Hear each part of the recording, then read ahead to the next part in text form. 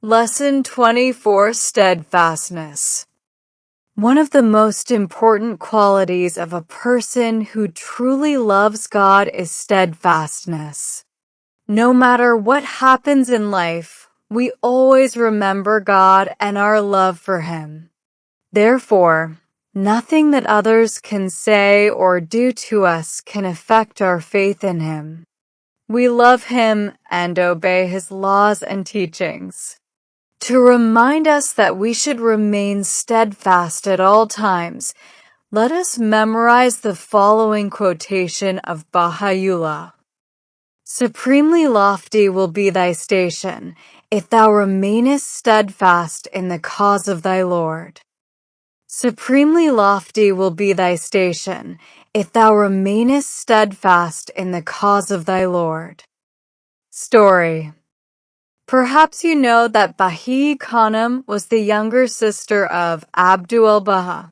She was around 6 years old when their father, Baha'u'llah, was arrested and sent to prison by an unjust government.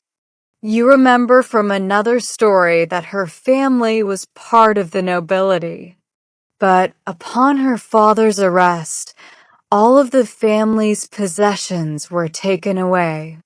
Their lands, their houses, their furniture, their belongings, these were all gone. The family was left with almost nothing, not even food to eat. When she and her beloved older brother, Abdul-Baha, were hungry and there was no bread to give them, their mother poured some flour into the palms of their hands for them to eat instead. After a time, their father was released and forced by the government to leave their homeland. Bahi Khanum and her family then set out in the bitter cold of winter for the city of Baghdad in a neighboring country. To reach the city, they had to cross huge, snow-covered mountains. The journey was perilous, and the supplies they had for the trip were not adequate. Their clothing did little to protect them from the snow and cold. With the help of only some mules, they slowly made their way along the high peaks of the mountains. Often, they had to make camp for the night in the total wilderness. But God protected them, and through His unfailing assistance, they arrived safely in Baghdad after 3 months. Never again would Bahi Khanum return to the land of her birth. For the rest of her life, Bahi Khanum shared in her father's sufferings and exiles. Eventually, the government banished Baha'u'llah to the prison city of Akka, where she and her family lived among the most unwanted criminals.